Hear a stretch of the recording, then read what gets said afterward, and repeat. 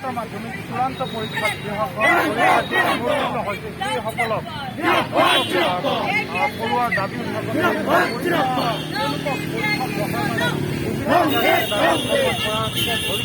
একাধিক দাবী উত্থাপন কৰি AIDSOৱে লখিমপুৰৰ জিলা উপায়ুক্ত কাৰ্যালয় ৰূপায়ণ কৰিছে।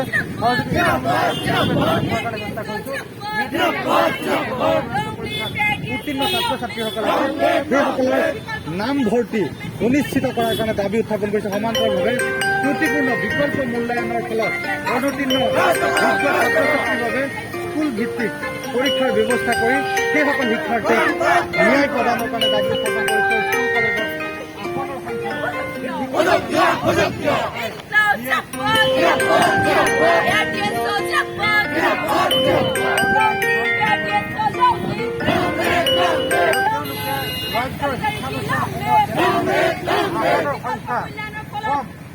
ছাত্ৰ ছাত্ৰীয়ে তেওঁলোকে আসন লাভ কৰা নাই, সেইসমূহ শিক্ষানুষ্ঠানত প্ৰয়োজনীয় আসনৰ সংখ্যা বৃদ্ধি কৰাৰ কাৰণে দাবী উত্থাপন কৰিছে। লখিমপুৰ জিলা উপায়ুক্ত কাৰ্যালয়খনে তেওঁলোকে ছাত্ৰ ছাত্ৰীয়ে AIDSৰ যিসকল কৰ্মী আছে তেওঁলোকে প্ৰতিবাদী কাৰ্যসূচী ৰূপায়ণ কৰিছে।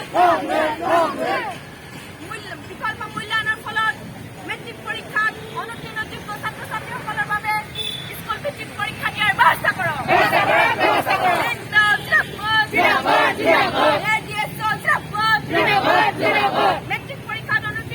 ছাত্ৰ ছাত্ৰীসকলক পুনৰ পৰীক্ষা দিয়াৰ ব্যৱস্থা কৰক। স্কুল ভিত্তিক পুনৰ পৰীক্ষা দিয়াৰ ব্যৱস্থা কৰক। বিকল্প মূল্যায়নৰ ফলত মেট্ৰিক পৰীক্ষাত অনুতীৰ্ণ যোগ্য ছাত্ৰ ছাত্ৰীসকলক স্কুল ভিত্তিক পুনৰ পৰীক্ষা দিয়াৰ ব্যৱস্থা কৰক।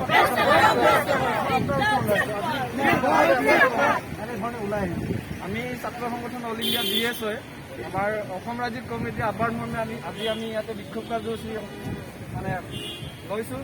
এই বিক্ষোভ কাৰ্যসূচীত আমি এইটোকে কৈছোঁ যে বিকল্প মূল্যায়নৰ যোগেদি সেই ছাত্ৰ ছাত্ৰীসকলে অনুত্তীৰ্ণ হৈছে, অথচ তেওঁলোকে যোগ্য ছাত্ৰ ছাত্ৰী পৰীক্ষা পতাহেঁতেন তেওঁলোকে উত্তীৰ্ণ হোৱাৰ চান্স আছিলে।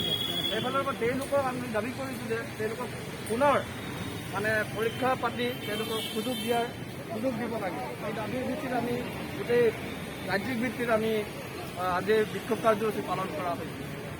মই আন একাংশ প্ৰতিবাদ কৰি আছোঁ। মই আপোনালোকৰ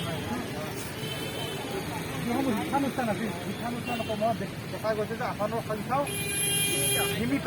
আপোনালোকে আসনৰ সংখ্যা বৃদ্ধি কৰাৰ কাৰণে দাবী উত্থাপন কৰিছে। আৰু হয়, এইটোতো হয়েই, আন বছৰতকৈ এবাৰ বেছি উত্তীৰ্ণ সংখ্যাটো বেছি।